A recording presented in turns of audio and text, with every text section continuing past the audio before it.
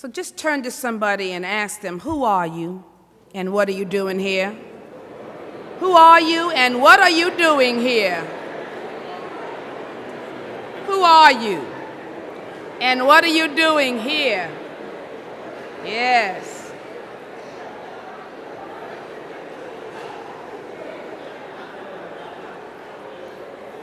Yes. Thank goodness I know who you are.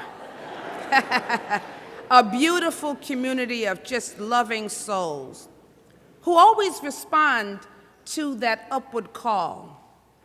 As I was in my office, I was listening to our board president, Darrell, share with you where we are and our pledges and where we are as a church and what our needs are and how we really love taking care of this sacred facility. And I just wanted to mention that consciousness is so powerful, because when we were holding that consciousness, but someone in the congregation just very nonchalantly stepped up and wrote a check for $20,000 and just put it in the box with but see, I want you to hear that, no fanfare, no look at me, here I am.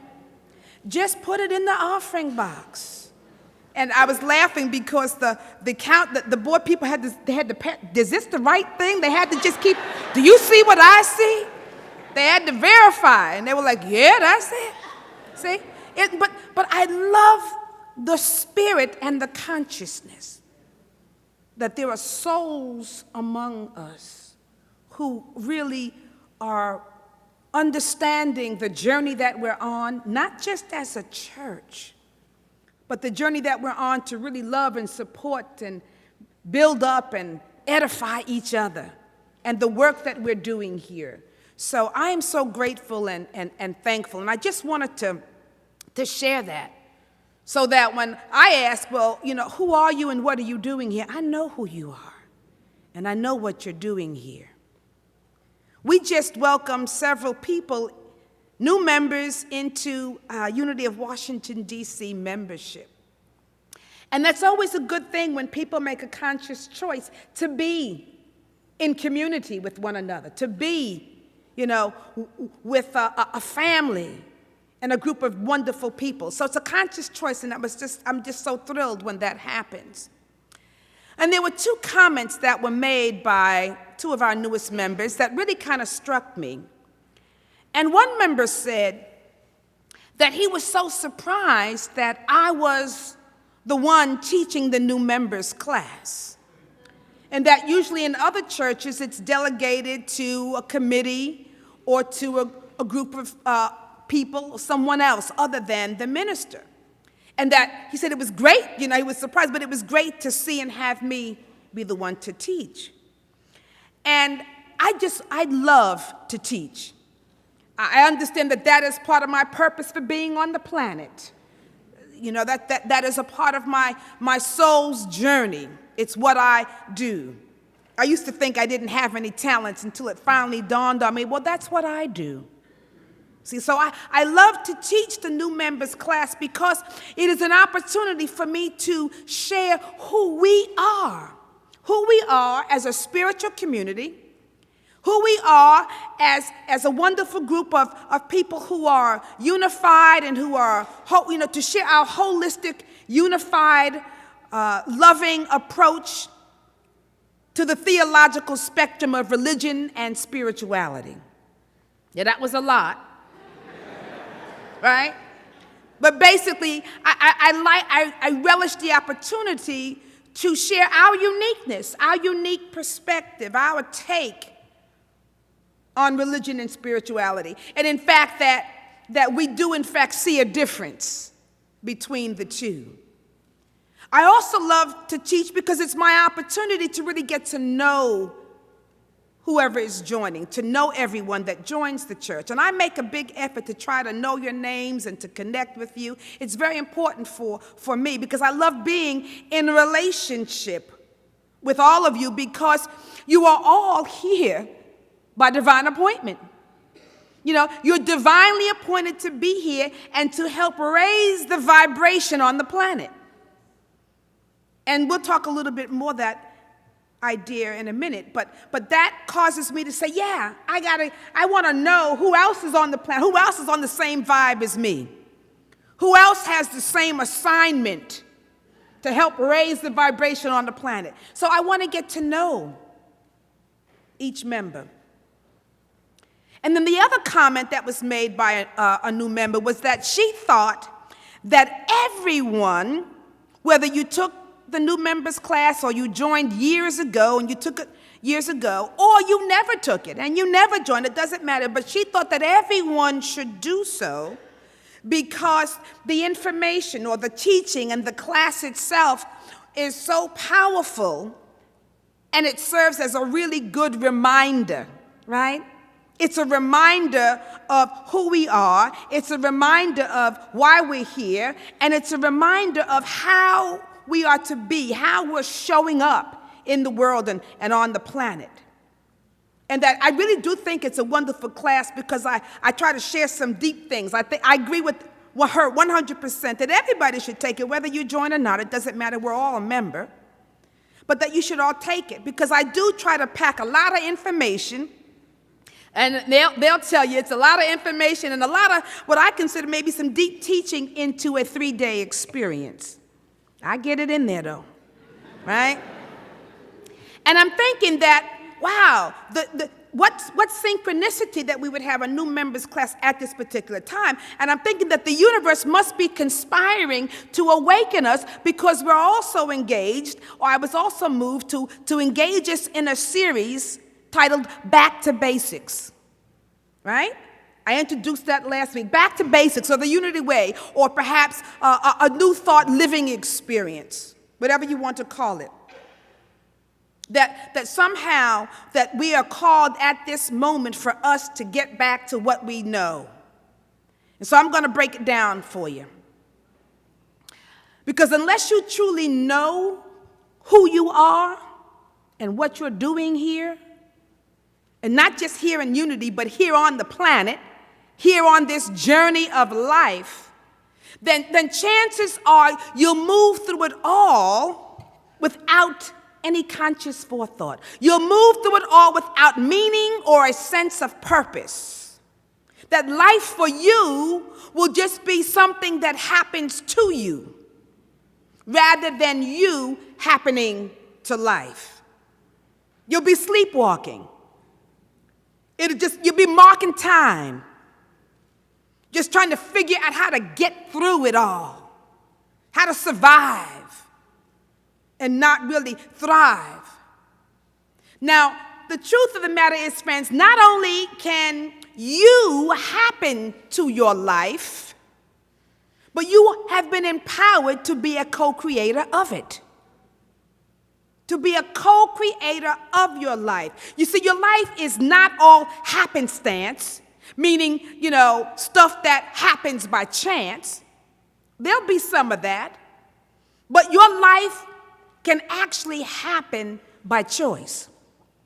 It can happen by consciousness. It can happen by creativity.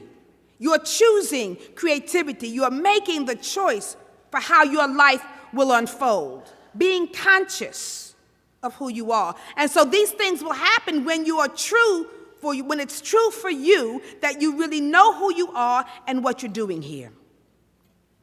So turn to somebody and tell them, I want my life to happen by choice. I want my life to happen by choice. Yes. I want my life to happen by choice. Not happenstance, but by choice. Now, here's a statement that I'm sure, it's a fundamental statement, and we're doing back to the basics. So here's a statement that I'm sure you are probably familiar with or you've heard before, if you've ever attended Unity before or any other New Thought community or New Thought church. And the statement is this: I am a spiritual being living in a spiritual universe governed by what? Spiritual laws, having a human experience. I'm a spiritual being living in a spiritual universe governed by spiritual laws, having a human experience. That sounds great, doesn't it? Yeah, sounds deep. It sounds like it's the right thing that we should be saying to ourselves and to others. But do we really get it? Do we really believe it? And do we really live from the truth of it? Or is it just one of those spiritual platitudes that we say often to impress others? You know, God is good, yes, all the time. And, you know, we have our things that we like to just say because we're spiritual, right? We know that, hey, I want you to know I know. I'm blessed and what? Highly favored. Now, all of that is true, by the way. But are we speaking it from an awareness of the truth of it, of our being? Or are we just saying it because we're in the know? You know, we're in the know. You see, I believe that the world's ills come from the fact that most people don't know who they really are. They don't know who they really are. And they don't know what they're really doing here. You are a spiritual being having a human experience, not a human being trying to be spiritual. Sometimes we figure, well, I'm coming to church because I want to be more spiritual. I was trying to be more spiritual when I was driving here this morning. And I got to see that I still have a little work to do. Because they were driving just too slow. And I'm like, wow, why are all these people? And, you know, I come by again my favorite little church that just, on Rhode Island Avenue. And I said, they must be giving away something good over there because I don't know, but there's always cars and parked and they're triple parked and you can't get by. And I'm like, I'm going to church too. Move out the way, you know. But we're trying to be spiritual, right? But the truth of the matter is we cannot get any more spiritual. We already are. We already are spirit. And there's a big distinction between being a spiritual being having a human experience and then or being a human trying to be more spiritual. There's a big difference, and the distinction between the two can make a world of difference for you and a world of difference in your life. Because one understanding will bring grace and ease into your every experience. And the other amounts to undue effort and struggle and fallibility, brings that into your experiences. When you're trying to be spiritual, you got to work at it. It's an effort. And I say undue effort because there are some things where effort is required. And effort is not necessarily a bad thing. It's when it's undue effort. When the undue effort undoes what you're trying to do. Have you ever had some of your effort undo what you're trying to do? See, so that's coming from a certain direction. But what if you were to actually own your true nature and your true identity right here and right now? What if you were to really put that first in all that you did, all that you say, all that you encountered? What if that was the thing that colored your living and colored and influenced your perceptions? What if that awareness and that knowledge really led the way in which you see the world and experience the world? I tell you what would happen. You would be living a totally different experience right now. You'd be having something totally different. One in which more peace and grace and ease and acceptance would rule. One in which wisdom and harmony and abundance and wholeness would be expressed. See, you are a threefold being. A threefold being. I'm about to teach, so listen up. You are spirit, soul, and body. Spirit, soul, and body, a threefold being, right? Now, most of us recognize that we have a body, right? Because that's the first thing that we see when we encounter another soul, another being. So we recognize that we have a body, and it's very obvious to us because that's what we see. And we have been conditioned to judge life or the world by appearances. Even though Jesus said what? Judge not by appearances, but by righteousness. But we happen to judge by appearances. So usually when you encounter someone, the first thing that you notice is that they are a body, right? So the body seems to appear first when we look at somebody else. We notice what they look like, right? Unconsciously, when you encounter somebody, you immediately start checking them out. You look to see how tall they are, short they are. You notice whether their ethnic background. You might notice their hair. You might notice the weight. Whatever it is, you are looking at the body, trying to somehow get some information that will cause you to believe that you now know something about them, that you've identified something about them by their outer appearance.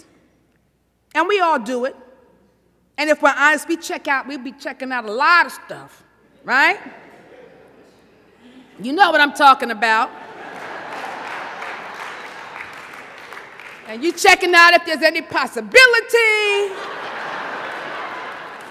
How's this looking and feeling? Or you might be saying, oh no, Lord. I'm going to bless that one.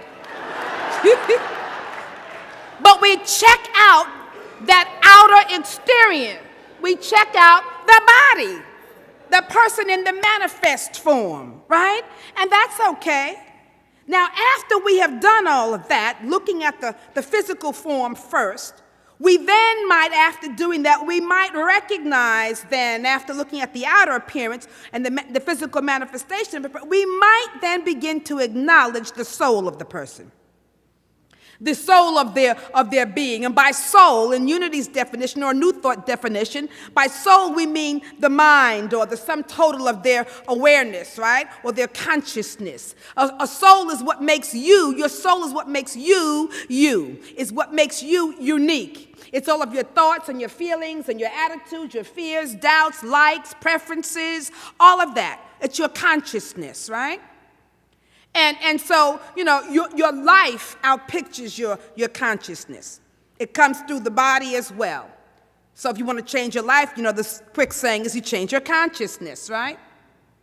So we begin then, once we get past the body, we may then start to concentrate on the person's soul, how they're thinking, what their thoughts are, what their opinions are, what party they belong to, you know, all their ideology.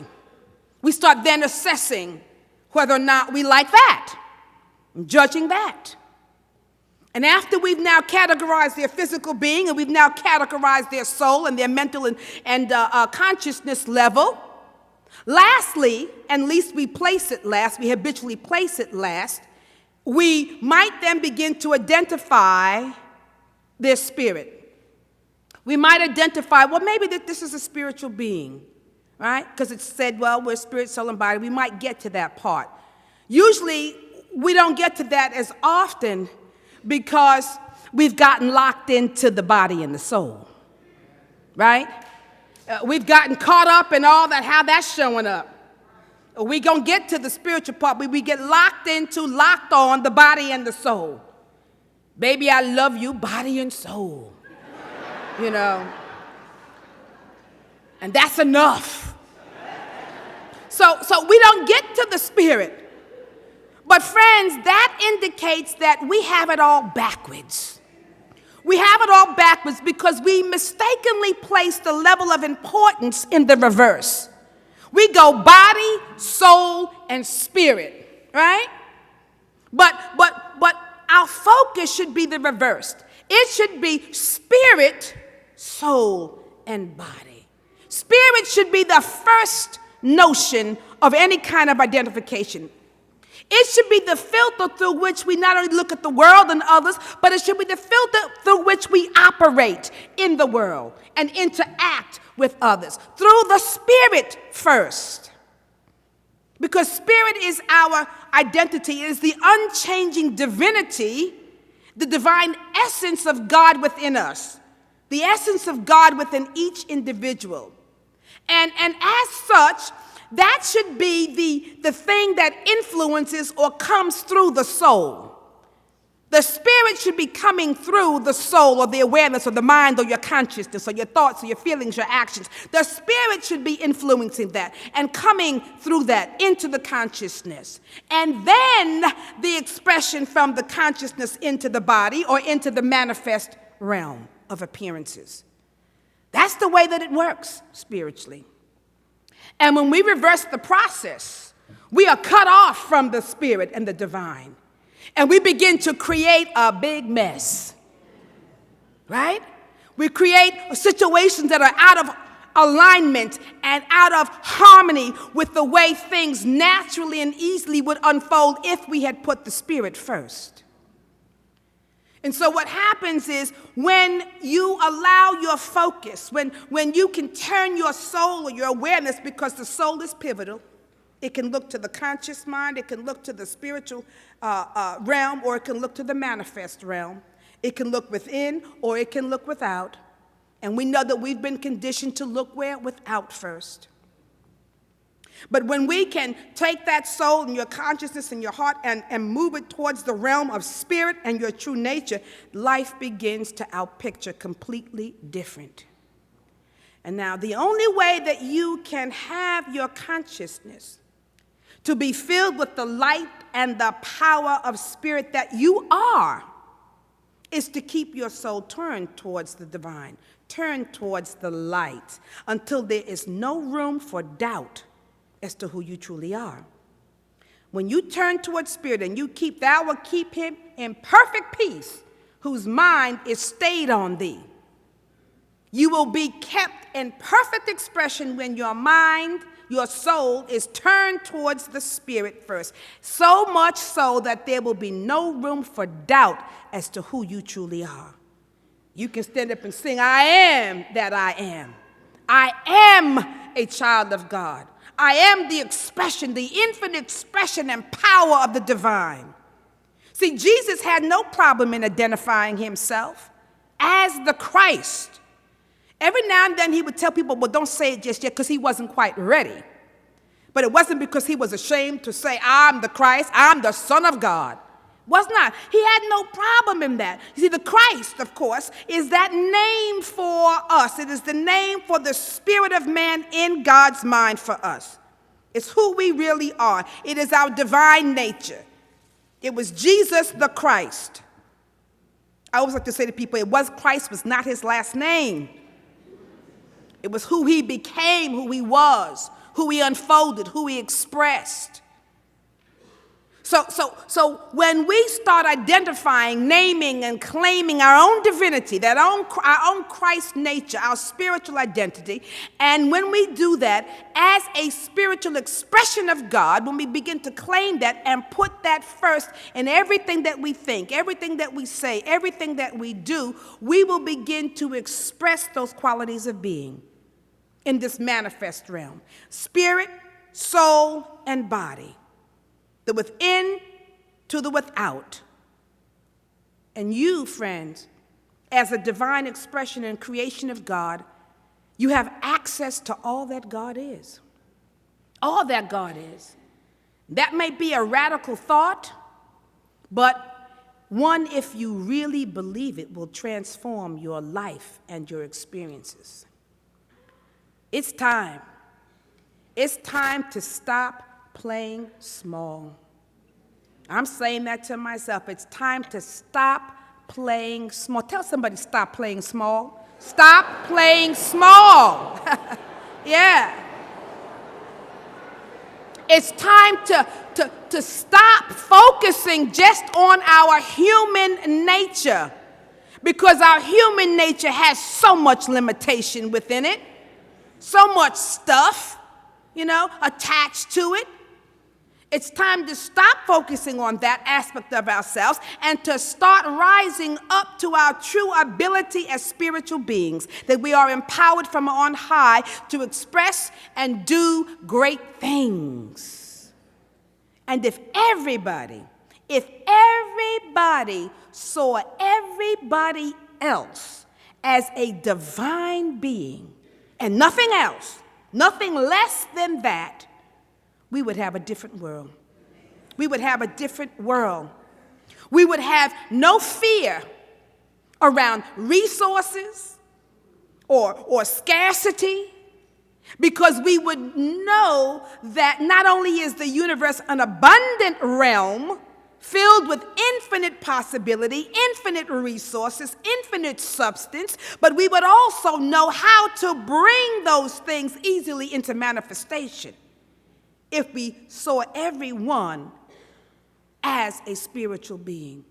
We would know that we could bring this living life force as supply for our every need easily. We wouldn't have to have war over resources and scarcity. There'd be no need for the expression of separation if everybody saw everybody else as a spiritual being and nothing less. There would be no need for separation, for superiority or inferiority or the other, because we would all know our oneness with God. We would all know the sacred other as ourselves. We would know that. If everybody saw every living being as a spiritual being, there would be a reverence for all life and a willingness to take care of not only the earth, but of all living things, because we would know that life is the expression of the divine, and therefore it is sacred. We would have access to wisdom that would propel us forward and upward on the journey of life in a way that edifies, builds up, and supports life, in a way that touches infinite possibilities in creative and unifying ways. See, friends, we haven't even begun to live life to its fullest. We have yet to see the glories and the magnificence that lies within us as spiritual beings, first and foremost. This is a fundamental teaching that must come out of obscurity and take center stage. This teaching has been around a long time. We know it, but it has to stop being a secret. It's no longer acceptable to be the secret of the ages. It is time for this fundamental truth to be revealed, to be known, to be accepted by all of humanity, because our very evolution as a species depends upon it. It depends upon it. It's time to awaken to who you are and what it is that you're doing here. It's time to live boldly, shine brightly. It's time to let spirit run and rule your life. Repeat after me. I am a spiritual being, living in a spiritual universe, governed by spiritual laws, having a human experience. Bring that reality of this divine nature, your divine nature, into your everyday human experience and watch them transform before your very eyes. You should affirm this every day. Affirm who you are every day until the truth of it begins to be lived out in your being. Affirm it until it's lived out in your body, in your affairs, in your consciousness. Live that way, and your mere being will begin to raise the vibration of others all around you, because there's nothing ordinary about your life. You are extraordinary expressions of the divine. You are spirit, soul, and body in that order. So let the spirit move. Let it influence your soul and your consciousness and have that begin to manifest in the body of your affairs. And if you do that, the world will have heaven on earth. You're a spiritual being living in a spiritual universe governed by spiritual laws, having a human experience. Enjoy the journey. Blessings. Blessings.